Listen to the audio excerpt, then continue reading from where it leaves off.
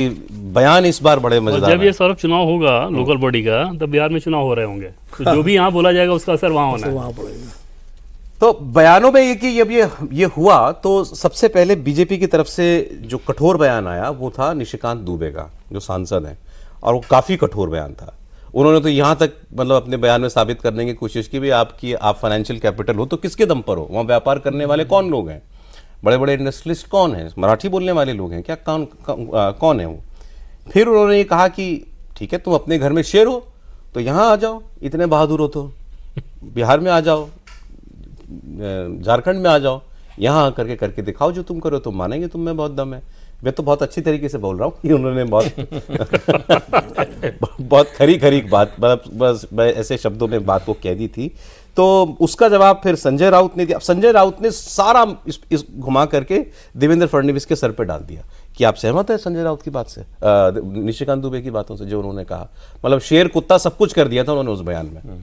तो ये किसी भरोसे पे बोल रहे थे, किसी मतलब मैंडेट पे, या ये अपने निशिकांत दुबे की जो पर्सनालिटी है उनकी, वो ऐसे ही एकदम से बहुत बेबाक अंदाज में कोई बात कह लेते हैं, चाहे राजनीतिक बात हो, मतलब पॉलिटिकली करेक्ट जो हुआ जाता है या उसका जो असर पड़ सकता है उसकी परवाह बहुत ज़्यादा नहीं करते, कई बार बैकफायर करता है उनका स्टेटमेंट।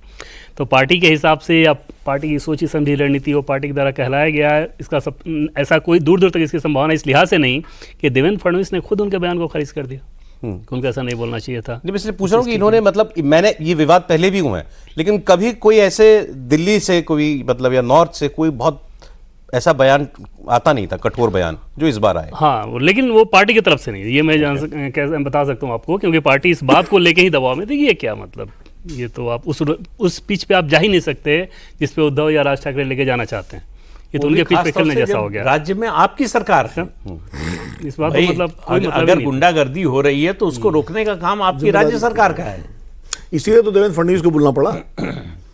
वही कई बयान मूड के कोई हिसाब भी से नेशनल पार्टी का लीडर जो है इस तरह से ऐसे आंचलिक मामलों पर उसको बोलना ही नहीं चाहिए। ये भाषा नहीं हो सकती है आपकी।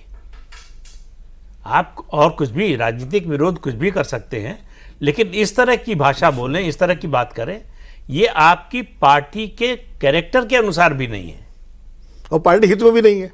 वो तो है ही नहीं। तो अब चुनाव में क्योंकि ज़्यादा वक्त नहीं है महाराष्ट्र में, तो आपकी समझ क्या कहती है कि मतलब इसका कोई लाभ जो है वो किसी को होता हुआ दिखाई देता है, किसी किस्म का कोई कंसोलिडेशन या पोलराइजेशन मराठी नॉन मराठी के पिच पर? नहीं, मुझे नहीं लगता कि इसका चुनाव पर कोई बहुत ज़्यादा असर पड़ेगा। दोपहर में आप ही के प्रोग्राम में थोड़ी देर देखा मैंने, जो महिलाओं से बात कर रहे थे आपके। हाँ, बड़ा इंटरेस्टिंग था वो। तो वो मराठी बोलते बोलते हिंदी बोलने लगती थी। हमारे तो रिपोर्टर थे ग्राउंड कि उनका कमिटमेंट कितना है। हमारे रिपोर्टर थे ग्राउंड में, यहाँ जब मोर्चा निकाल रहे थे राज ठाकरे, अब मैंने उनसे कहा रिपोर्टर से कि मैंने आप जरा बात कीजिए, कुछ लोगों से पता चले क्या भावना है। वो महिलाओं से बात करने लगे, तो वो अच्छा, हमारे रिपोर्टर को मराठी आती थी, मैंने बोला अभी भी जरूरत हो तो मराठी में ही बोलना, यहाँ माहौल गर्म है। तो वो बोलने लगे, तो उन्होंने पूछ लिया कि हिंदी में बात करूं मराठी में बात करूं, बता भी दिया मेरा चैनल हिंदी है। तो उन्होंने कहा नहीं, आज तो हम मराठी में बात करेंगे, आज तो हम मराठी में। हाँ, यही बोला, आज तो हम मराठी में। और मराठी बोलते बोलते बीच में हिंदी निकल जाए। नहीं, उसका कारण है भाई, वो उस महिला को अपने घर में काम वाली के साथ, ऑटो वाले के साथ, ये जितने हैं ज़्यादातर उत्तर भारतीय हैं वहाँ पर, उनके साथ तो हिंदी बोलनी पड़ती होगी।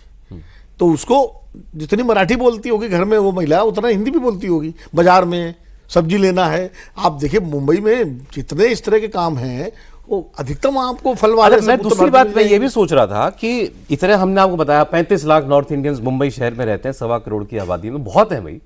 तो क्या वो मना कर देते हैं मराठी बोलने से, या उनको मराठी आती नहीं होगी क्या? जो वहां 20 साल से 25 साल से रह रहा है, जो जिसको आती है वो बोलता है। और नहीं आती है तो ये नहीं कहेगा कि हम बोलेंगे ही नहीं। क्यों बोलेगा? कहेगा हमें आती नहीं है। तो ये मतलब कोई मराठी से विरोध है ऐसा नहीं है।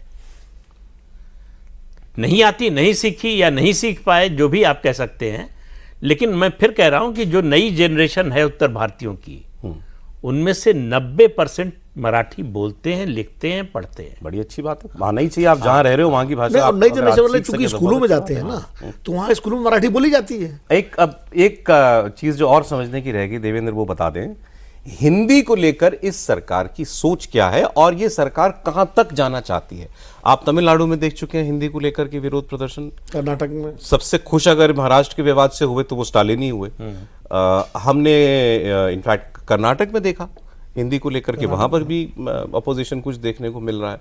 सरकार ज्यादा पुश कर रही है या बाकी लोग केवल इसमें पॉलिटिक्स ढूंढ रहे हैं? नहीं, सरकार के साथ पुश करने वाली जो चीज़ है सौरभ, वो ये है कि मातृभाषा को लेकर बहुत ज़्यादा आग्रही है लोग। जैसे आप पीएम की बात करें, सरकार के बड़े चेहरों के हिसाब से बात करें, पीएम की बात करें या गृह मंत्री अमित शाह की बात करें, तो बार बार इस बात पर जोर देते हैं कि आपकी जो भी मदर टंग आपका है उस पर बहुत ज़्यादा फोकस रहता है। हिंदी थोपने जैसी चीज़ या हिंदी को लेकर कोई आप विवाद करें, ऐसा बिल्कुल नहीं रहता। या देश भर में हिंदी जानी जाए, बोली जाए, वो एक कोशिश ये ज़रूर रहती है कि भाई उस रूप में अगर इसका स्प्रेड हो, और जैसे जो नई शिक्षा नीति बनी और उसी के तहत महाराष्ट्र की सरकार ने जो फैसला किया था, वो उसी की एक कोशिश थी कि भाई इसको आप हिंदी को अगर आप स्प्रेड कर रहे हो, अगर इस हिंदी को जान रहे हो तो इसमें कोई नुकसान नहीं है, आपका फ़ायदा ही है।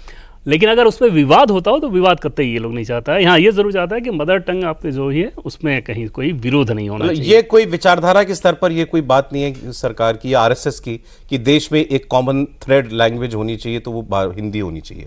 तो नहीं, ऐसा थोपने जैसा नहीं। जैसे Hindi versus Marathi, Hindi versus Tamil, Hindi versus Telugu, ऐसा बिल्कुल नहीं होना चाहिए। मतलब ये समझ में आती है कि तो कोठारी आयोग के समय से जो 3 लैंग्वेज फॉर्मूला था उसमें हिंदी थी, कोई पहली बार नहीं हुआ है। पहले तो ये 3 भाषाएं कंपलसरी थी, हिंदी, अंग्रेजी और स्थानीय भाषा।